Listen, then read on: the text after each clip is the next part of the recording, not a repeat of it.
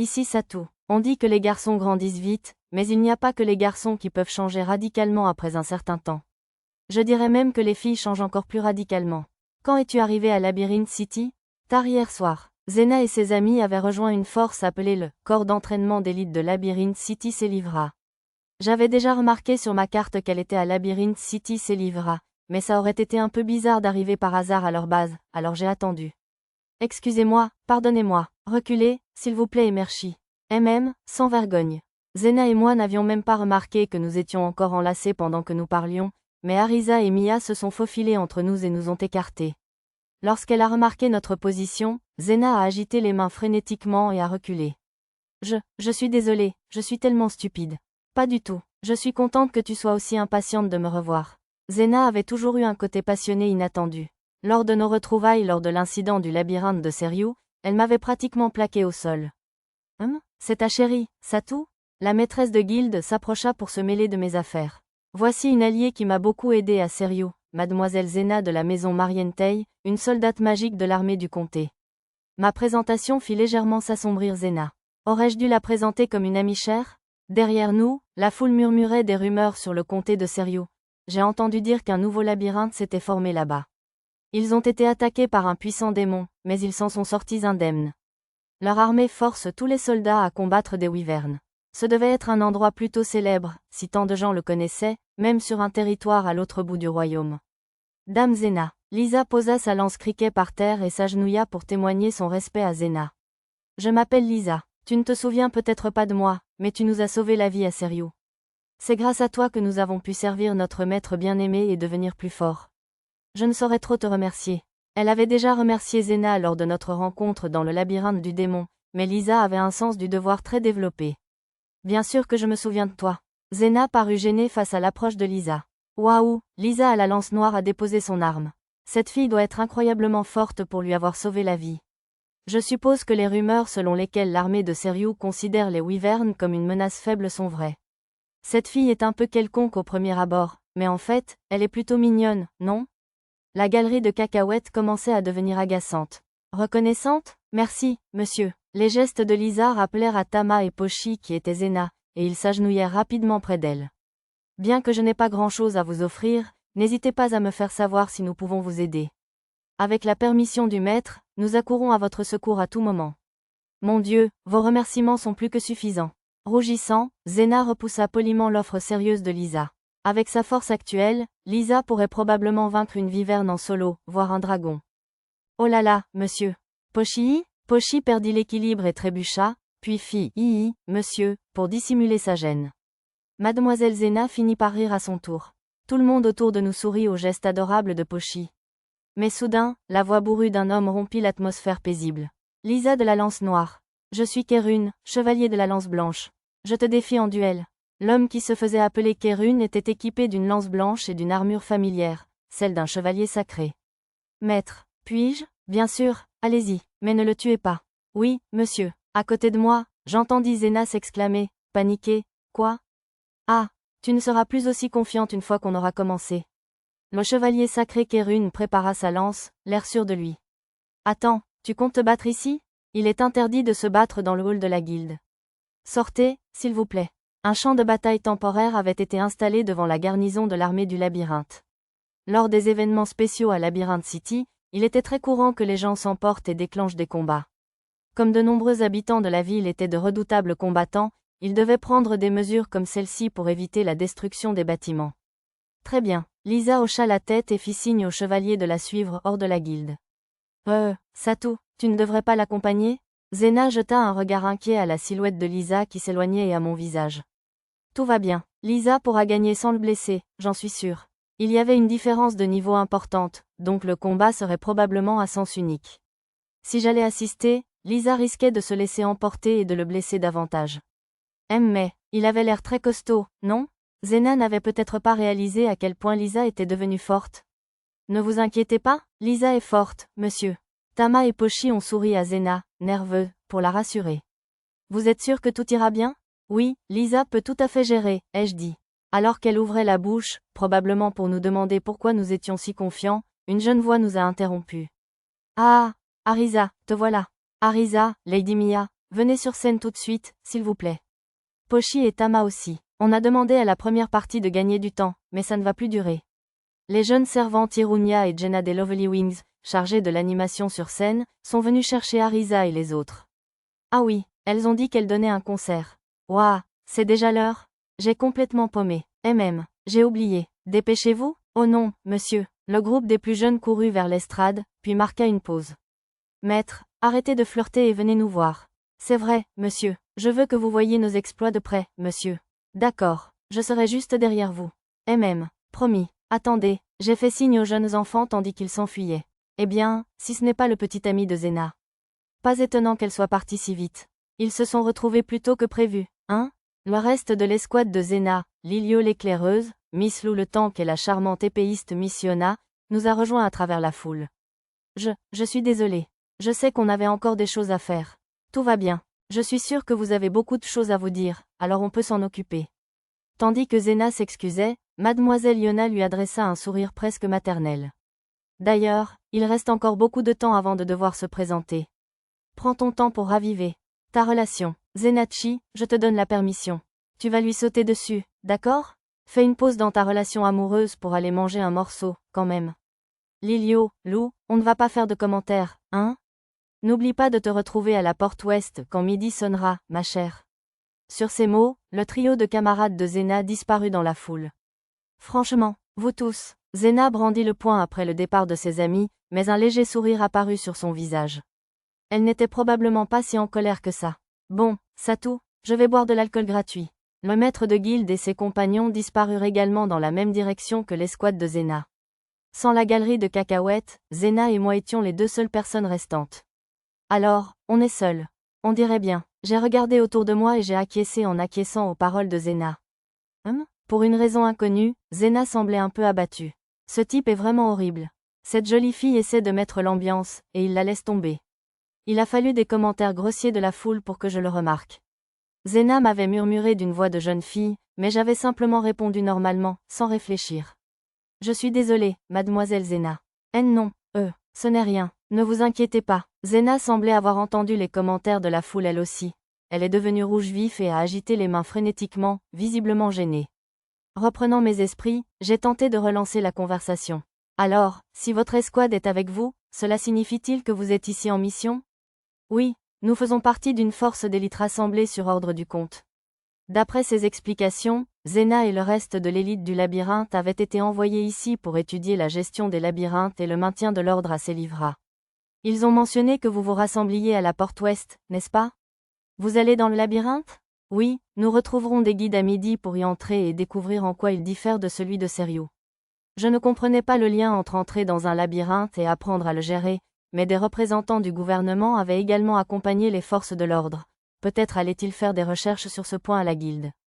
Zena et ses compagnons étaient peut-être censés comprendre ce qu'un labyrinthe exige du point de vue des explorateurs. Sitôt après notre arrivée, c'est assez dur, tout ira bien, on a bien dormi et on s'est entraîné pour ça. Zena avait l'air d'une employée surmenée. Mais je suppose que je ne pouvais pas vraiment parler, puisque nous avions déjà défié le labyrinthe le jour même de notre arrivée. Vous êtes déjà inscrit comme explorateur? Oui, nous sommes allés à la guilde de l'Est à notre arrivée hier pour remplir les papiers. Zena me montra le badge en bois sur sa poitrine. Et vous avez tout ce qu'il vous faut pour votre exploration? Je crois que oui. Notre chef des approvisionnements, Morando, et d'autres officiels ont rassemblé tout le matériel et l'équipement dont nous aurons besoin, il ne nous reste donc plus qu'à emporter notre part et à nous présenter. Zena portait la même armure et la même cape de cuir que j'avais vue à Serious City, et un petit bâton à la taille. Lou était partie avec le sac que Zena portait auparavant, ce qui signifiait qu'elle voyageait assez léger.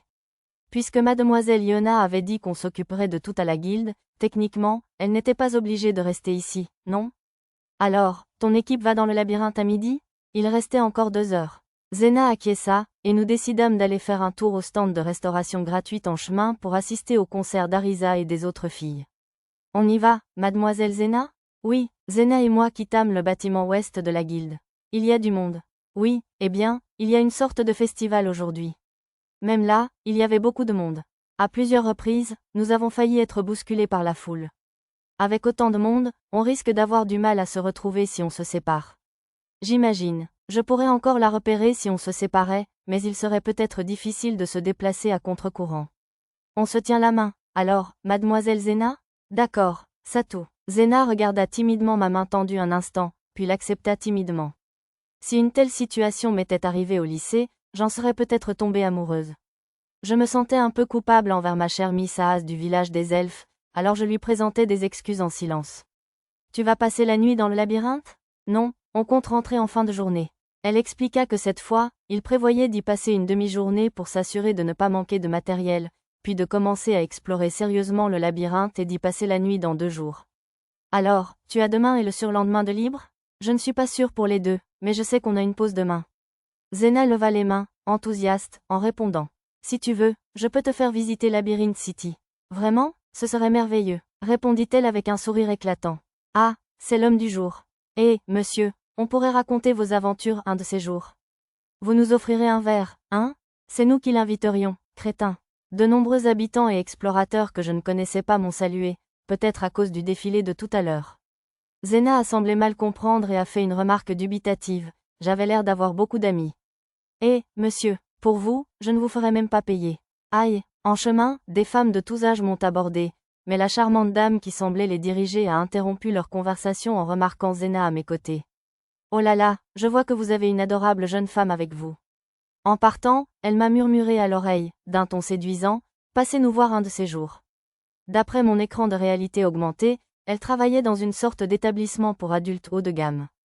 Je mentirais si je disais que je n'étais pas intéressée, mais je ne pouvais pas laisser ça transparaître tant que Zena était avec moi, alors j'ai balayé l'affaire d'un revers de main, et nous avons continué notre route. On dirait qu'ils n'ont pas encore commencé. Quand nous sommes arrivés sur scène, Arisa et ses complices n'étaient pas encore sortis. Nous étions juste à temps pour voir le groupe d'ouverture quitter la scène, ils devaient donc être en train de changer de décor. Comme Mia avait dû invoquer son pseudo-esprit d'assistant musical, le concert des filles allait probablement prendre un peu plus de temps. Faisons un petit détour. D'accord. En regardant autour de moi, j'ai vu que Lulu avait commencé sa démonstration, et j'ai guidé Zena dans cette direction. Quel poisson énorme! On l'appelle un bar du labyrinthe, et il vit dans la strate moyenne du labyrinthe. On dit que c'est délicieux, mais difficile à transporter, donc on n'en voit pas souvent. Apparemment, on l'utilisait occasionnellement dans certains restaurants chics de Célivra, mais comme nous ne mangions pas souvent au restaurant, je n'y avais jamais goûté. Les nobles évitaient généralement la viande de monstre, c'est pourquoi on n'en mangeait jamais à leur dîner. Waouh, Satou, regarde-moi ça.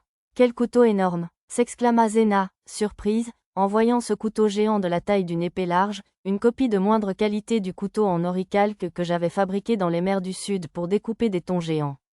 Incroyable, il est énorme, mais elle est si délicate. Alors que Lulu commençait à fileter le poisson, Zena tira sur mes vêtements de sa main libre. Bien sûr, le reste de la foule autour de nous regardait aussi le couteau de Lulu travailler avec admiration. Waouh, elle découpe ce bar labyrinthe comme si de rien n'était. Normalement, même une épée d'acier aurait du mal à le couper. Je suppose que c'est le roi des pucelles. Certaines de leurs remarques étaient un peu étranges, mais j'ai décidé de les ignorer. Une fois le poisson dépecé, Lulu s'est mise à frire les filets de bar labyrinthe. Le grésillement de la poêle suffisait à vous faire saliver. Bar labyrinthe fraîchement frit. Goûtez-le. Les jeunes domestiques de notre manoir ont commencé à distribuer les filets frits d'une voix enjouée.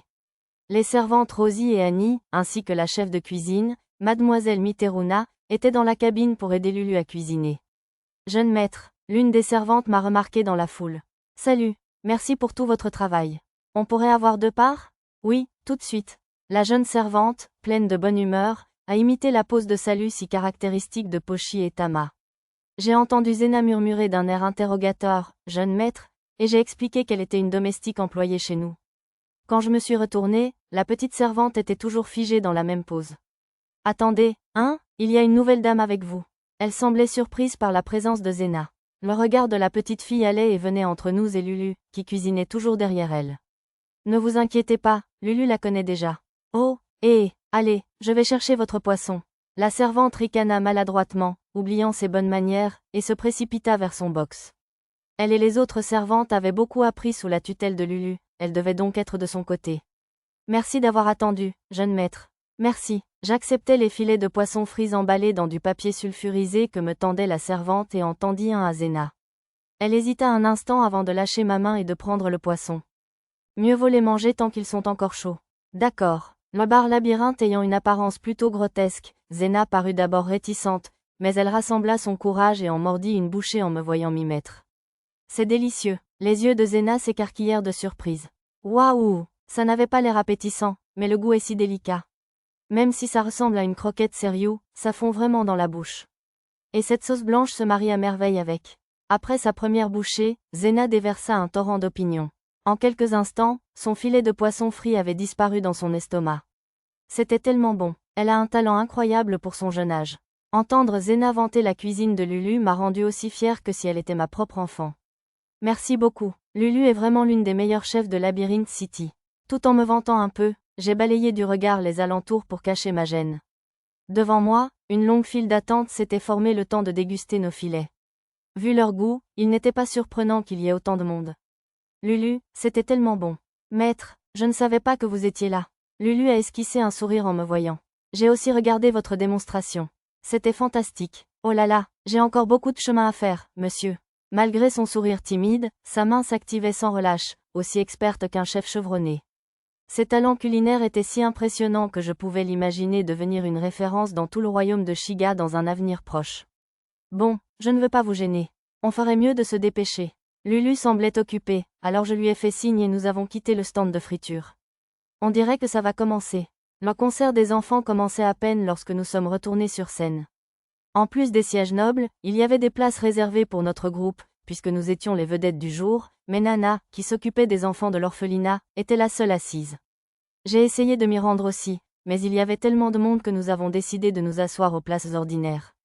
Écoutez mon Suon, Arisa a commencé le concert en criant comme une certaine chanteuse galactique. Quelle musique merveilleuse! Est-ce la sphère derrière eux qui produit ces sons? Oui, c'est une magie féerique appelée instrumentaliste. Mais elle ne peut être aussi performante que celle qu'il a invoquée. J'ai brièvement expliqué le pseudo-esprit que Mia contrôlait. Ah, je vois, c'est merveilleux. Mia, jouant seule avec un orchestre entier, était certes impressionnante, mais Arisa, l'utilisant comme accompagnement pour un générique d'anime, était un véritable exploit. En écoutant la musique, j'étais tout aussi apaisée par la vue de Pochi et Tama tournoyant au rythme de la musique sur scène. Des cris s'élevèrent de la foule en direction du duo, déguisé en fées ailées, qui sautait et tournoyait. En écoutant attentivement, je réalisais que Pochi et Tama chantaient en dansant. Des voix s'élevaient aussi de la foule. Peut-être celles des enfants de l'orphelinat que Nana avait amenés? Arisa était trop absorbée par son chant sincère pour le remarquer, mais Pochi et Tama m'ont repéré dans la foule et m'ont salué de la main en tournoyant. Quand je leur ai fait signe en retour, elles ont fait encore plus de pirouettes aériennes, dans leur excitation. Elles sont si agiles. Comme toi, Sato. Le compliment de Zena était tout à fait caractéristique d'elle. Je suppose qu'elle n'avait pas tort, cependant. Waouh, c'était génial. Zena, le visage rouge, lança une critique dithyrambique du concert. Au bout d'une heure environ, le spectacle des enfants venait de se terminer. L'énergie était palpable du début à la fin. Comme Zena, le public autour de nous semblait encore un peu excité. J'avais envie d'aller féliciter mes filles pour leur spectacle dans les coulisses, mais Zena devait être bientôt à son point de rendez-vous. J'ai donc félicité le groupe avec le sort de magie spatiale téléphone et leur ai fait savoir que je les accompagnais à la porte ouest. Désolé de vous avoir fait perdre votre temps juste avant d'entrer dans le labyrinthe. Pas du tout, c'était tellement amusant. Zena semblait ravie du fond du cœur. Tant mieux, alors, on prend un petit encas en route vers la porte ouest? Oui, ce serait adorable. Satou, Zena semblait un peu plus nerveuse que d'habitude aujourd'hui. Je suppose que l'ambiance d'un festival est excitante même quand il ne se passe rien de particulier. Nous avons étanché notre soif avec de l'eau de Veria, puis avons dégusté diverses brochettes et manjus du labyrinthe tout en parcourant les festivités. Cela m'a rappelé notre tournée des étals de Seriou. Ça m'a rappelé que, puisque Zena m'avait fait découvrir certains de ses produits préférés de Seriou, je pourrais peut-être lui montrer quelques raretés en retour. C'est alors que j'ai proposé un petit détour et je l'ai conduite là où Neru et les autres filles des immeubles du centre-ville, désormais employées de la société Eshigoya, succursale de Selivra, tenaient leur stand de nourriture. Sato, à quoi servent tous ces tonneaux et ces boîtes empilées là-bas? Zena observait la place en pente près de la porte ouest du labyrinthe, où s'élevaient d'énormes piles de tonneaux, de barriques et de caisses. Oh, ils sont vides. Ils contenaient probablement toute la nourriture et les provisions pour le festival d'aujourd'hui. Tout ça pour ce festival? Incroyable. Je ne savais pas pourquoi ils étaient là, mais c'était probablement dû au fait qu'il n'y avait pas d'endroit désigné pour les ranger, alors ils ont tout empilé au hasard. C'était le genre de choses qu'on voit lors d'une fête universitaire mal organisée. Qu'avez-vous dit? Oh, j'ai touché une corde sensible, monsieur Ashinen? Alors qu'on approchait des stands de nourriture, mon don Wi-Fi a capté une dispute entre jeunes garçons devant nous. Il y a des bagarres? Ça arrive souvent à Labyrinth City.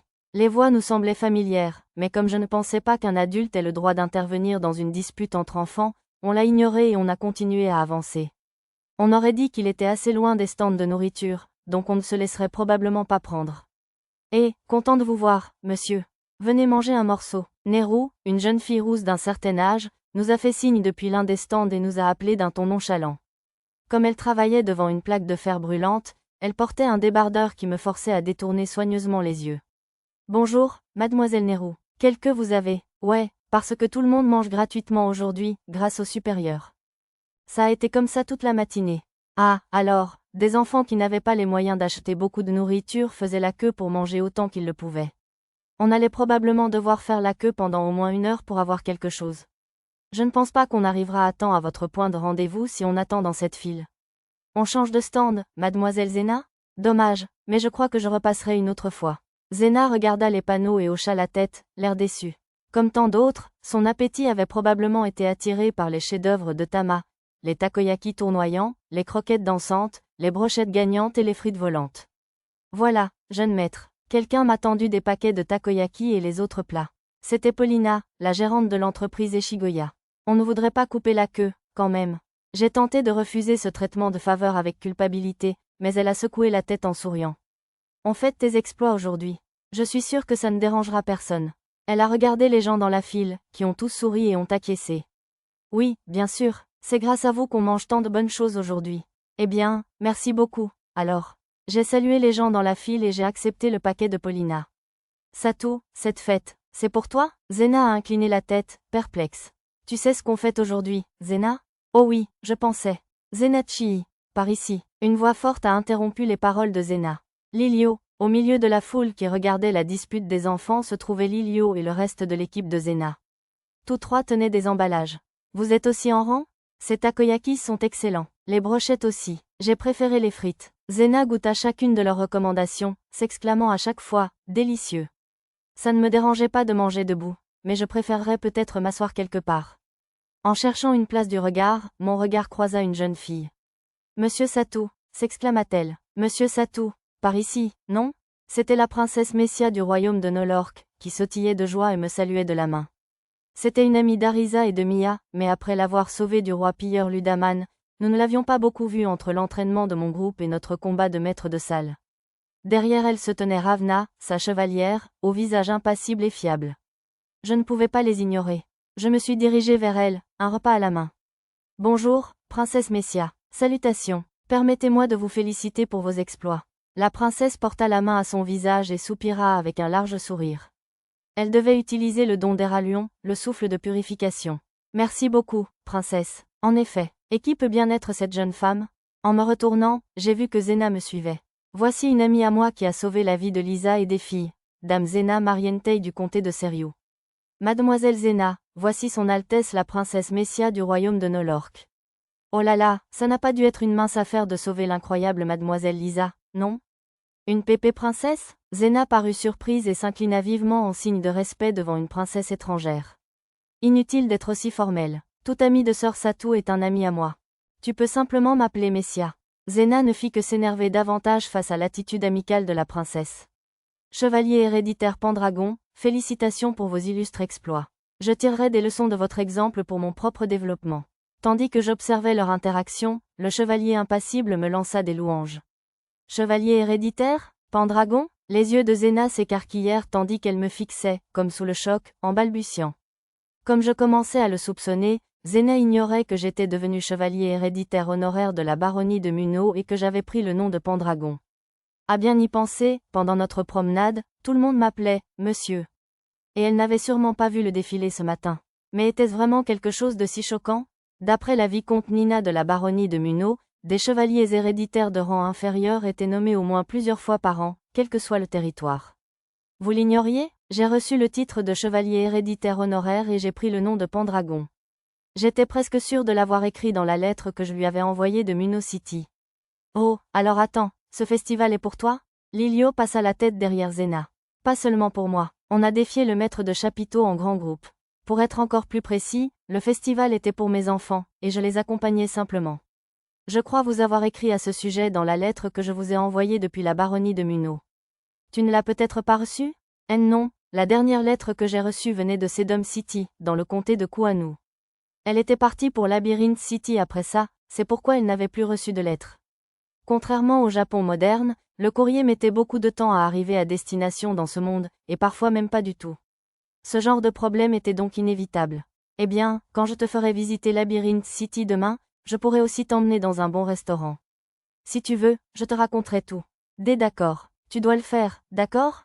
Zena semblait encore sous le choc lorsque je lui ai fait une promesse. Ça prendrait un peu trop de temps d'en parler ici, et je ne voulais pas qu'une foule m'entende de toute façon. Monsieur Satou, vous allez bien? La princesse Messia m'interpella prudemment.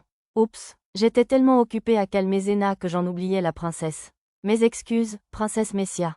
Pas du tout, c'est toi la star aujourd'hui, après tout, non? Comme toujours, son ton impérieux contrastait avec son air enfantin. Au fait, de quoi se dispute-t-il là-bas? J'ai fait un signe de tête aux garçons et aux filles qui se disputaient encore non loin de là. J'en connaissais quelques-uns, notamment Jerry, le troisième fils du vice-roi de Selivra, et ses habituels complices. Nous avions discuté un peu lors des goûters de la femme du vice-roi, puis je les avais sauvés du complot des pillards qui voulaient saccager le labyrinthe, mais c'était à peu près tout. Non, je suppose qu'il m'avait aussi demandé de mettre en place des cours pour les élèves nobles de l'école des explorateurs. Les préparatifs concernant leur demande étaient presque terminés, mais j'avais prévu de les adresser aux enfants de nobles de moindre rang, et non à des familles prestigieuses comme la leur. En effet, on m'a dit que ce sont de nobles amis de Sir Jerry et de ses compagnons, mais ils sont visiblement en conflit depuis l'école primaire. En désaccord, alors peut-être étaient-ils rivaux? Il s'agissait d'un groupe d'environ 7 garçons et filles armés, issus de familles nobles, qui affrontaient Jerry et ses amis. Apparemment, ce nouveau groupe s'apprêtait à pénétrer dans le labyrinthe, car ils étaient accompagnés de 2 puissants chevaliers gardiens de niveau supérieur à 20, ainsi que de 6 soldats et de 4 porteurs de sacs. Les armes que les enfants tenaient étaient manifestement neuves et jamais utilisées, mais ils étaient plutôt bien équipés. Leur chef, en particulier, était à peine majeur, mais il portait à la ceinture une épée naine en alliage de mithril. C'est une course, Archer, entendis-je Jerry crier. On verra bien qui aura un insigne de grenat en premier. Tu ne m'écoutes pas, mon pote? Être explorateur, ça m'est égal. C'est juste un tremplin vers la fonction publique, c'est tout. Elle n'insulte pas les explorateurs. Jerry rugit de colère face à la remarque imprudente du garçon nommé Bowman. Ce n'est pas le genre de boulot qu'un lâche peut faire. C'était un peu surprenant. Je ne savais pas que Jerry avait des convictions aussi fortes sur le métier d'explorateur. D'accord, c'est une course. Mais les insignes de grenat ne nous intéressent pas. Voyons plutôt qui peut atteindre le niveau 15 en premier, rétorqua Bowman. Le niveau 15? Mais c'est comparable à un chevalier. Je suis niveau 4, et tu as dit dans ta dernière lettre que tu étais niveau 7, n'est-ce pas? On a déjà tout préparé, donc je pense que c'est un handicap parfait, non? Jerry n'était en fait que niveau 5. Il a dû exagérer dans sa lettre à son rival. Les filles hommes bêtes avaient atteint le niveau 15 environ rien que dans le labyrinthe de Serious City, donc ça ne devrait leur prendre que quelques jours, non? On va passer un peu de temps dans la zone des scarabées maintenant. Si tout se passe bien, on pourrait atteindre le niveau 15 avant le nouvel an. Alors si tu veux gagner, tu ferais mieux de me montrer ce que tu vaux, et vite. Sur ces mots pleins d'assurance, Bowman et ses amis s'éloignèrent vers la porte ouest du labyrinthe. Messieurs Jerryite, auriez-vous vraiment dû faire une telle promesse?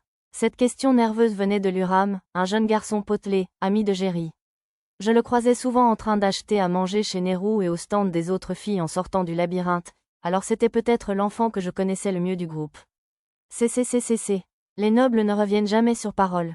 Alors que Jerry s'acharnait sur Luram, nos regards se croisèrent. Messieurs Pendragon, il courut vers moi comme un homme qui vient de trouver son billet de sortie de l'enfer. Tu as vu ça, pas vrai? Tu dois nous ouvrir des cours à l'école des explorateurs. Dès demain, si tu peux. Sans attendre de réponse, il s'enfuit dans la foule avec ses amis. Franchement, ce Sir Jerry est un fauteur de troubles, non? Soupira la princesse Messia. Tout va bien. De toute façon, nous avions prévu d'organiser des cours pour les nobles. Bien sûr, j'avais prévu de les adresser aux nobles les moins favorisés, mais je ne pouvais pas fermer les yeux après avoir entendu parler de la passion de Jerry pour les explorateurs. De plus, l'épouse du vice-roi avait beaucoup fait pour moi. Surtout, je serais incapable de dormir la nuit si je gardais toute la gloire du labyrinthe pour mon groupe et moi. Nous serions si honorés d'être éduqués par un explorateur en mithril comme vous, Sir Pendragon. Une amie de Jerry, Mary Ann, la fille du baronnet Duke Kelly, me serra la main en signe de gratitude. Le désir d'exploration de cette jeune fille était si fort qu'elle avait un jour suivi des exploratrices impitoyables dans le labyrinthe et avait frôlé la mort, et pourtant elle refusait d'abandonner. Je suis terriblement désolée, Dame Merian, mais je crains de ne pas vous instruire personnellement. Vous aurez un autre professeur. J'avais prévu de confier la tâche à Mademoiselle Ayome ou à Sœur Kajiro, qui se remettait de sa jambe fraîchement guérie. Tu ne dois pas demander la lune, Dame Merian. Sœur Satou est sûrement très occupée à préparer la réunion du royaume du mois prochain, alors nous ne le gênerons pas, n'est-ce pas? Bien sûr, je suis désolée, Seigneur Chevalier. Plus importante encore, tu dois te préparer à commencer ton cours demain. Allez, Dame Merian. Oui, Princesse Messia. Réconfortée par son ami royal, Merian s'inclina vivement avant de se précipiter à la poursuite de Jerry et de ses compagnons. Mes excuses, Mademoiselle Zena. Je m'excusais auprès de Zena et de ses compagnons pour les avoir négligés pendant que je m'occupais de Jerry et des autres enfants. Comme il était presque l'heure de leur départ, j'accompagnais Zena et son équipe, l'air un peu désemparé, jusqu'à la porte ouest. Dis donc, ma fille. C'était ta petite amie, ou quoi? Non, certainement pas. J'ai secoué la tête immédiatement à l'étrange question de Lilio. Tu vois, Zenachi? Pas d'inquiétude. Je ne vois pas ce que tu veux dire. Le visage rouge vif de Zena, elle détourna le regard de Lilio qui ricanait. On dirait que tout le monde est déjà là, non? Ils sont plutôt en avance, vu que midi n'a pas encore sonné. Lou et Yona saluèrent un groupe de personnes rassemblées près de la porte ouest, portant un équipement similaire. Bon, on y va, Satou. D'accord, fais attention. Pour une raison inconnue, Zena ne détournait pas le regard, alors nous sommes restés coincés à nous regarder dans les yeux comme les protagonistes d'une comédie romantique. Coupable? Pas sûr. Les plus jeunes de mon groupe sont arrivés derrière nous, un goûter à la main. Maîtresse aperçue, je signale. Nana était là aussi, avec les enfants de l'orphelinat à la remorque. Ah! En voyant Nana, Lilio s'exclama bruyamment. Si tu es là, ça veut dire que John est aussi dans le coin? Et ce mytho? Je ne comprends pas, je te le déclare. Qu'est-ce que tu? Les noms de John et Mytho ne sont pas enregistrés sur ma liste. Avec son air détourné, Nana essayait de dire à Lilio qu'elle s'était trompée de personne. Attends, tu as rencontré les sœurs de Nana, par hasard? Cette fille avec le même visage? L'une d'elles s'appelle numéro 8 ou Hachiko, ou quelque chose comme ça. Je n'avais jamais entendu parler d'Hachiko, mais si elle ressemblait toute à Nana et que l'une d'elles s'appelait numéro 8, il n'y avait pas d'erreur possible. Oui, je crois. Elles vont bien? Oh, alors il n'est pas avec toi. Oui, elles étaient toutes en très bonne santé. Alors que les épaules de Lilio s'affaissaient, Zena me répondit. Elle dit qu'elles avaient vu les sœurs de Nana pour la dernière fois à Faux, une ville du comté de Zetz. Les homoncules travaillaient comme serveuses dans un restaurant pour économiser de l'argent. En jetant un coup d'œil au marqueur sur ma carte, je vis qu'elles se trouvaient maintenant dans une région appelée les monts Fujisan, en direction de la baronnie de Muno. Elles avaient également progressé à un moment donné, même les membres les moins avancés, qui étaient autour du niveau 7, avaient doublé pour atteindre le niveau 14. Un peu curieuse, j'utilisais le marqueur sur la carte comme cible pour activer le sort de magie spatiale clairvoyance et voir comment elle s'en sortait. Même sur une carte inconnue, je pouvais encore utiliser le sort si j'avais un marqueur à cibler, comme il s'est avéré. Une araignée? Elles étaient toutes montées sur le dos d'une créature gigantesque qui ressemblait à la fusion d'un crabe et d'une araignée. Numéro 8 avait maintenant dressage animal, elle avait donc probablement apprivoisé le monstre. Il semblait très fort et avait des jambes gigantesques et longues, ce qui signifiait qu'il devait pouvoir traverser sans difficulté les terrains les plus accidentés. Je serais allé les aider s'il avait du mal à atteindre la tombe qu'il devait visiter, mais apparemment, ils n'avaient pas besoin de mon aide. Je n'allais pas mettre mon nez là-dedans et blesser leur fierté sans raison valable. Zena, tu peux prendre ça. Une broche? Il y a une petite pierre à eau à l'intérieur, à utiliser en cas d'urgence. Si tu touches la pierre et la charge de magie, elle produira de l'eau. Alors que je prenais des nouvelles des sœurs de Nana, Arisa a commencé à parler à Zena. Il serait probablement parfait, vu que ce n'était qu'une demi-journée de voyage dans le labyrinthe, mais je lui ai offert un ensemble de potions magiques de Veria, censées provenir du labyrinthe, en guise de cadeau d'adieu. Zena a bien essayé d'insister pour dire qu'elle ne pouvait accepter des objets aussi coûteux, mais Arisa a insisté. Prends-les juste pour rassurer notre maître inquiète. Merci beaucoup, Satou, Arisa. Hein? Alors que Zena prenait les cadeaux d'un air penaud, ses yeux s'écarquillèrent soudain. Elle fixait quelque chose derrière moi. Stylo. Est-ce Satou? Une silhouette solitaire est arrivée de la guilde des explorateurs, se précipitant sur la place par la porte ouest. Même sa silhouette, découpée par le soleil derrière elle, révélait son identité grâce à sa poitrine distinctive et ses boucles serrées. Elle a fait un saut périlleux impressionnant en plein vol, même si ce n'était peut-être pas la meilleure idée en robe. Malgré moi, je ne pouvais détacher mon regard des deux miracles devant moi. Finalement, elle a atterri sur ses pieds juste devant nous. Je suis là. Rougissante de gêne, elle croisa encore les bras d'un air théâtral en annonçant sa présence. Impossible de se tromper sur sa beauté sublime et ses boucles dorées uniques, dans toute leur splendeur. C'était mademoiselle Karina Munot, la seconde fille du baron Munot, mon maître. Karina, c'est l'heure du combat, monsieur. Ah! Pochi s'élança, et Tama utilisa le mur voisin pour un double saut, chargeant toutes deux pour attaquer Karina. Attendez, Tama entendit mon ordre en plein saut et changea de direction pour éviter Karina, trébuchant dans une autre direction. Pochi percuta Karina de plein fouet, et toutes deux s'envolèrent à travers la pile de caisses voisines. Elles disparurent dans les décombres, je n'ai donc pas pu voir comment elles avaient atterri. Oh là là, mademoiselle Busty va bien? Arisa et Mia clignèrent des yeux, perplexes face à ce développement soudain. Je suis sûre que mademoiselle Karina va bien. Elle jouait souvent comme ça avec Pochi et Tama au château de Munot. Je suppose qu'ils jouaient aussi dans l'ancienne capitale, mais bon, ça ne me semblait pas bien. Ça pourrait mettre la vie d'une larve en danger, je remarque. Lisa ne semblait pas inquiète, mais Lulu et Nana continuaient de regarder la pile de caisses avec nervosité. Effectivement, une attaque tous azimuts de Pochi pourrait probablement tuer mademoiselle Karina si elle la touchait de plein fouet. Est-ce ça tout? Il faut aller les aider. Zena se mit à réagir, mais je l'attrapai par le bras pour l'arrêter. Il n'y avait pas lieu de s'inquiéter. Aïe, bon sang. Karina émergea de derrière le mur, couverte de poussière, mais totalement indemne. Il y avait probablement plusieurs raisons à cela. Pochi s'était retenu en n'utilisant pas, clignement. Tama l'avait attrapée au dernier moment pour la ralentir, et surtout, Raka avait dû protéger mademoiselle Karina comme toujours. Dame Karina, vous ne devez pas baisser la garde. Merci, monsieur Raka. Je crois bien avoir échappé de justesse à la mort grâce à vous. Le pendentif bleu brillant sur la poitrine de Karina parlait d'une voix basse et masculine. C'était Raka, un objet intelligent magique. Je lâchai Zena et m'approchai de Karina. Dame Karina, vous allez bien? Dessatou, je vais bien, merci. Je tendis la main vers elle pour lui épousseter les cheveux, mais mademoiselle Karina devint rouge vif et recula. Je suppose qu'elle n'est toujours pas très à l'aise avec les hommes.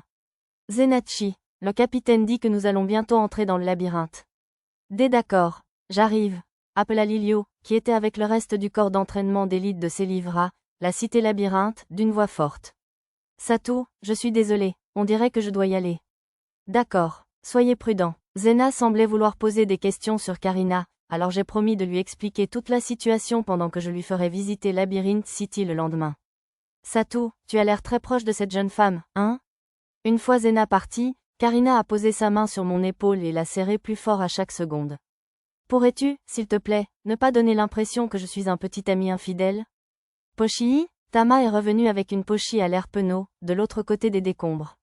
Ses oreilles de chien étaient aplaties sur sa tête, et même sa queue, habituellement pleine d'énergie, était coincée entre ses jambes. On aurait dit une criminelle qui se rendait. Tama, Pochi, viens par ici. Oui, monsieur. Quand Lisa a appelé Tama et Pochi, leur voix était raide. En entendant cela aussi, Karina a lâché mon épaule et s'est tournée vers elle. Combien de fois vous ai-je dit de ne pas utiliser votre force imprudemment en public? Et pourtant, vous l'avez fait quand même, n'est-ce pas? Oui, monsieur. Lisa leur donna un coup de poing sur la tête. Et toi, Pochi, tu ne portais pas tes bracelets limiteurs, n'est-ce pas? Je suis désolée, monsieur. Je les ai enlevés pour le concert, et j'ai juste oublié de les remettre, monsieur. J'ai juste oublié, n'est pas une excuse. Ah, elle ne portait pas d'objet magique atténuant les pouvoirs. Cela expliquait pourquoi il volait si vite qu'il pouvait traverser un mur. Lisa, attends. Lisa semblait sur le point de frapper Pochi à l'arrière, mais je l'en ai empêché. Une légère punition physique était une chose, mais vu la fréquence à laquelle Pochi était blessée dans le labyrinthe, je ne pensais pas que la douleur physique la dissuaderait vraiment. Mais, maître, dans un moment inhabituel, Lisa commença à protester, mais elle ne dit rien d'autre. Personnellement, je préférerais qu'elle oublie son statut d'esclave et parle librement. Maître, vous ne devriez pas être si indulgent avec elle, dit Arisa. Oui, je sais, sans la protection de Raka et l'aide de Tama, mademoiselle Karina aurait pu être gravement blessée. J'ai donc pensé qu'il valait mieux lui donner une leçon pour l'empêcher de perdre à nouveau le contrôle. Pochi, je suis vraiment désolée, monsieur. Pochi a fait une chose terrible, monsieur. Faire en sorte que les jeunes enfants se sentent mal dans leur peau aurait pu avoir l'effet inverse de celui escompté, alors je l'ai empêché de s'excuser davantage. Écoute, Pochi, j'ai expliqué aussi clairement que possible pourquoi je la grondais. Elle n'a pas tout à fait suivi mon explication scientifique, mais Arisa est intervenue et a réussi à la convaincre. Je suis désolée, monsieur. Non, c'est aussi de ma faute, d'avoir baissé ma garde, je dois dire. Karina a rassuré Pochi, mécontente. J'ai décidé que sa punition serait de se priver de viande pendant 3 jours, à compter du dîner de ce soir. Pour elle, il n'y avait probablement pas de punition plus sévère, donc cela devrait être un moyen de dissuasion efficace. Je n'ai pas commencé à l'appliquer tout de suite, par pitié de Samouraï. Arisa a dit que j'étais trop indulgente, mais que ce serait cruel de la priver de profiter du festival. En plus de la punition de Pochi, j'avais maintenant mes propres devoirs. Les bracelets anti-énergie étaient simples et s'activaient automatiquement une fois équipés, mais cela n'empêcherait pas des incidents comme celui-ci s'il oubliait de les porter. Idéalement, ils devraient être portés en permanence et dotés d'une fonction d'activation-désactivation automatique.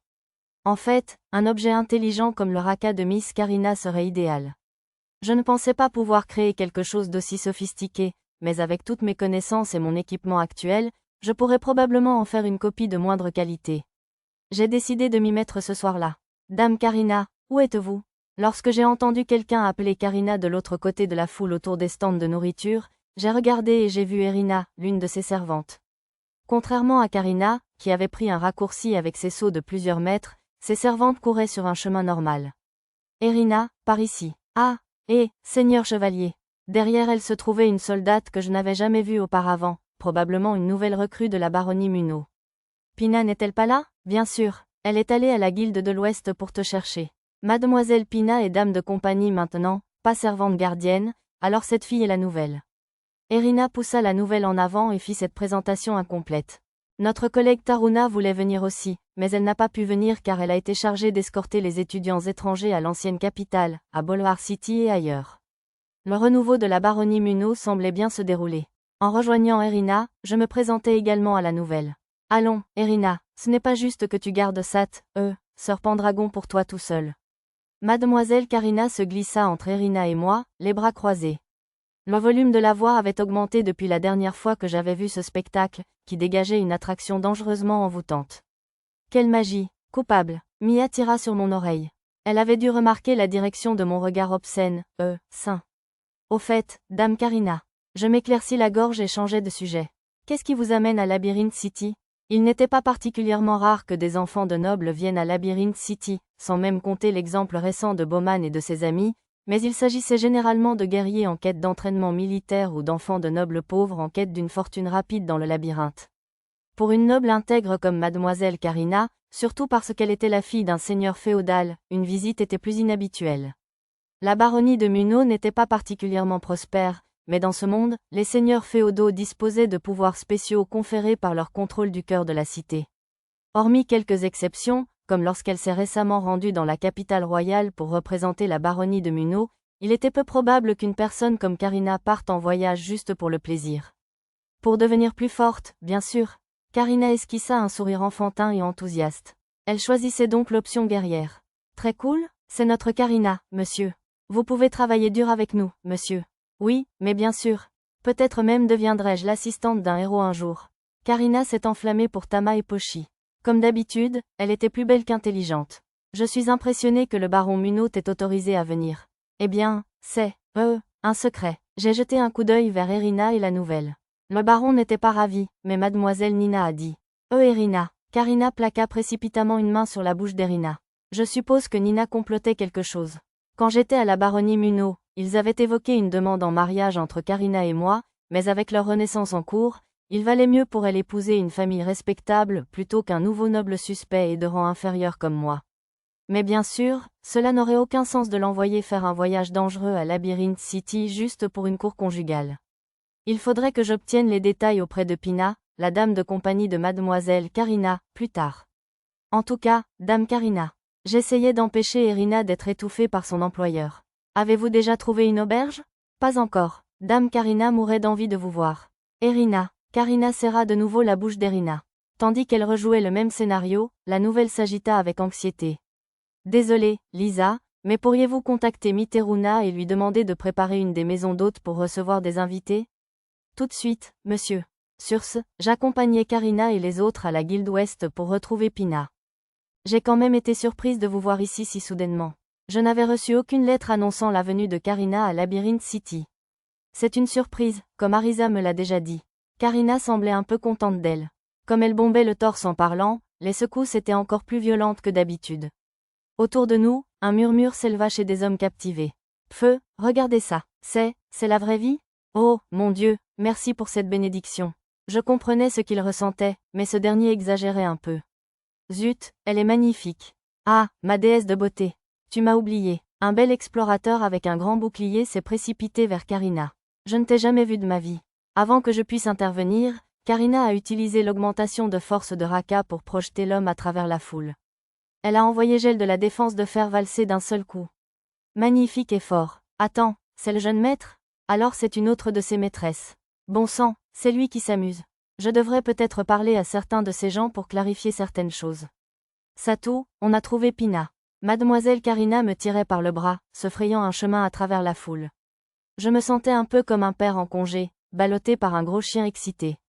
Mais quel que soit son objectif, le labyrinthe ne serait pas si dangereux avec Raka pour la protéger, alors elle pourrait probablement profiter de Labyrinth City avec des gens comme Pochi et Tama. Pour l'instant, cependant, Satou, on dirait que tu as envie de dire quelque chose. Karina se tenait devant le bâtiment blanc de la guilde des explorateurs et se tourna vers moi, l'air légèrement agacé. Oui, eh bien, j'ai oublié de le dire avant. J'eus un petit geste théâtral.